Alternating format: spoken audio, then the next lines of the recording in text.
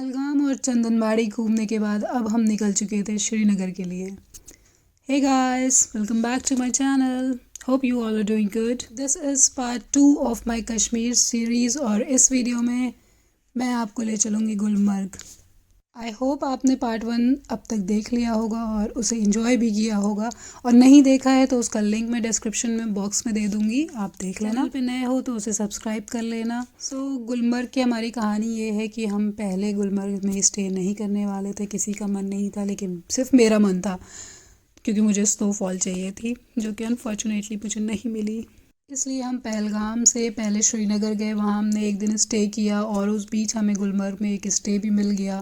Next day हम श्रीनगर से गुलमर्ग के लिए निकले, लेकिन रास्ते में काफ़ी ट्रैफिक था तो गुलमर्ग पहुँचते पहुँचते हमें थोड़ा सा लेट हो गया था। ये जो क्लिप्स आप देख रहे हैं ये बेसिकली गुलमर्ग के एंट्रेंस ही आप समझ लो, वैली की है। ऐसा गोल गोल गोल गोल घूम करके जाना होता है, फिर आप गुलमर्ग पहुँच जाते हो।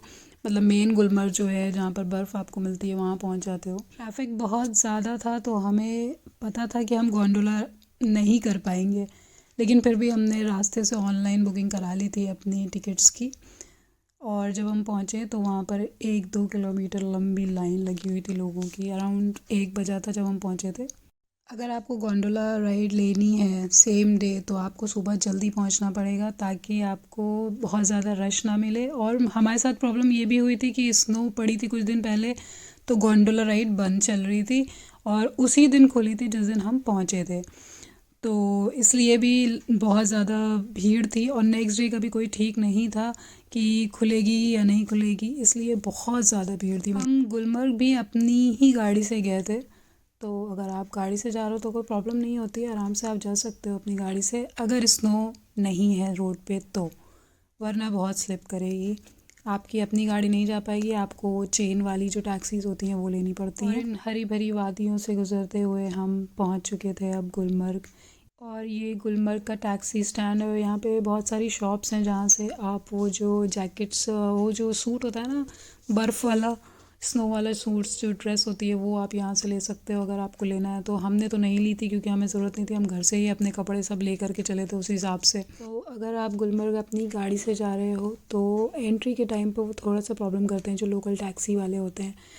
होता कुछ भी नहीं है, आपको ना किसी पास की ज़रूरत है ना किसी डॉक्यूमेंट की ज़रूरत है, बस वो लोगों को परेशान करने के लिए उनका कुछ ना कुछ लगा रहता है, तो वो थोड़ा सा परेशान करते हैं। तो बिना किसी के रोके पे रुके हुए, बिना किसी से कुछ पूछे आप बस एंट्री ले लेना। ये जो क्लिप्स आप देख रहे हैं ये मेन गुलमर्ग की हैं, गुलमर्ग में एंट्री के बाद मैंने कैप्चर की थी।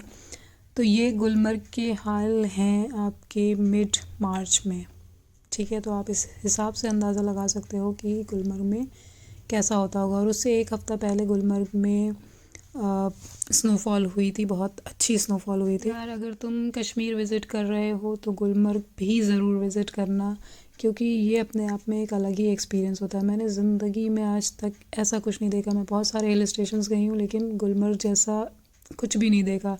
इतना इतना खूबसूरत लगता है वो, अपने आप में ही उसकी एक अलग ही खूबसूरती है। आप देख सकते हो क्लिप्स में, क्लिप्स उसको जस्टिस नहीं कर रही हैं। मैं जो आंखों से देख करके आई हूँ, जो लोग आंखों से देखते होंगे, it's beautiful. So as I already mention, हमको गुलमर्ग पहुँचते पहुँचते अराउंड 1 बज चुका था और हमने ऑलरेडी अपनी टिकट्स गोंडोला राइड की बुक कर रखी थी ऑनलाइन, तो हम उसको वेस्ट नहीं करना चाहते थे, तो इसलिए हम होटल ना जा करके सीधे गोंडोला राइड की जो स्टेशन था वहाँ पर गए।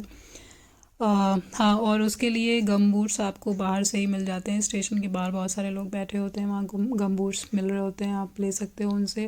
और अगर कोई कहवे वाला आता है आपको देने के पिलाने के लिए तो मत लेना यार, बहुत ही ख़राब होता है वो, बहुत ही जहर होता है समझ लो। भिड़ते भिड़ते 1-2 किलोमीटर लंबी लाइन को चीरते हुए हम फाइनली गोंडोला पे बैठ चुके थे।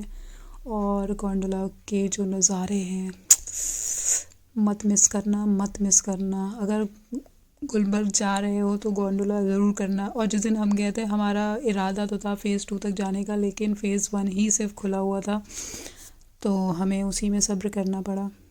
एक चीज़ मैं मेंशन कर दूं, ये वीडियोस मैंने बिल्कुल भी एडिट नहीं करी हैं, बिल्कुल भी कोई फ़िल्टर नहीं लगा हुआ है, कुछ भी नहीं। जैसा मैंने कैप्चर किया था वैसा ही मैं इसको पोस्ट कर रही हूँ ताकि आपको रियलिटी दिखा सकूँ। बहुत ही ग्लूमी दिन था वो वाला, और ये सारे घर जो आप देख रहे हैं ये गुलमर्ग में जो लोग रहते हैं उनके घर हैं, जो स्नोफॉल के टाइम पर वो नीचे चले जाते हैं अपने घरों को ऐसे ही छोड़ करके। गुलमर्ग आ रहे हो तो अच्छे वार्म कपड़े लेकर के आना, फ्लीस बॉडी वार्मर्स खूब अच्छे वाले लेकर के आना, अच्छे शूज़ लेकर के आना। और जब गोंडोला राइड के लिए जब फ़ेज़ 1 या फ़ेज़ 2 जाओ तो गम्बूट्स ले लेना ज़रूर से, क्योंकि वो हेल्प करेंगे। हमारे नॉर्मल शूज़ चाहे वो किसी भी कंपनी के हों, कितने भी अच्छी ब्रांड के हों, वो काम नहीं आते वहाँ पर। और ये हम पहुँच चुके हैं फ़ेज़ 1, ये इसका स्टेशन है। और यहाँ पर बहुत सारी एक्टिविटीज़ होती हैं, जैसे स्कीइंग हो गया, स्नो मोबाइल हो गया, और भी बहुत सारी हैं। ऊपर खाने का भी इंतज़ाम हो रखा है, मतलब इतनी ऊपर जा कर के भी हमने मैगी खाया था, समझ रहे हो तुम। उसका मज़ा ही अलग था। फोटोज़, एक्टिविटीज़, खाना, हर चीज़ से फुर्सत जब मिल जाए तो थोड़ी देर सुकून से यहाँ बैठना और इस चीज़ को महसूस करना, इस पूरे लोकेशन को गौर से देखना, उसको महसूस करना, हर एक चीज़ को अपनी आँखों में एकदम बसा लेना, जैसा हमने किया था। आज भी हमारे जहन में हर एक चीज़ एकदम वैसी की वैसी ही। ये सब करने के बाद वापसी का टाइम हो चुका था, शाम के 5 शायद बज रहे थे जब ये स्टेशन बंद होने लगता है। तो हमने वापसी में स्लेज लिया था। अब स्लेज लेने में ये है कि आप जो इंसान घसीट रहा है उसके लिए आपको बहुत बुरा लगता है, लेकिन उनका रोज़गार इसी से चलता है तो आप ले भी लेते हो। पर एक चीज़ है, मज़ा बहुत आता है उसमें, ट्राई करके देखना। अच्छा, गमबूट्स पहनने के बावजूद भी आपके पैर बर्फ़ में फंस सकते हैं, तो आप पैनिक मत करना, आराम से निकालना, किसी की हेल्प ले लेना। और फिर हमने फ़ेज़ 1 को अलविदा कहा, नेक्स्ट टाइम मिलने के उम्मीद के साथ। फिर हम पहुंच गए अपने JKTDC हट्स के पास जो हमें अलॉट हुई थी, जिसका रिव्यू मैं अलग से करना चाहूँगी। लेकिन भाई इन हट्स से क्या नज़ारे थे, ओए होए होए होए, मज़े ही आ गए थे देख करके। मतलब पूरा बर्फ़ ही बर्फ़, बर्फ़ ही बर्फ़, पूरी सब तरफ, हर तरफ बर्फ़ ही बर्फ़। यार हमें ना उस टाइम नहीं पता था कि खैबर में आप जा कर के कैफ़े उनका यूज़ कर सकते हो, तो हमसे वो मिस हो गया, उसका अफसोस हमें है। कोई बात नहीं, नेक्स्ट टाइम कर लेंगे। अगर आप जा रहे हो तो आप कर लेना। दिन में तो है ही खूबसूरत गुलमर्ग, लेकिन रात की खूबसूरती, ओए होए क्या हसीन लगता है, क्या बताऊँ मैं। वीडियो तो नहीं है मेरे पास यार। So this was all about Gulmarg. Next हम कहाँ गए, हमने क्या किया, कैसे किया, वो सब हम बात करेंगे पार्ट 3 में। उसके लिए आपको चैनल को सब्सक्राइब करना पड़ेगा। सो और वीडियो के लिए अगर कोई फीडबैक हो तो वो भी कमेंट सेक्शन में दे देना। Do like, share and subscribe to my channel. Take care, bye bye. See you in the next video.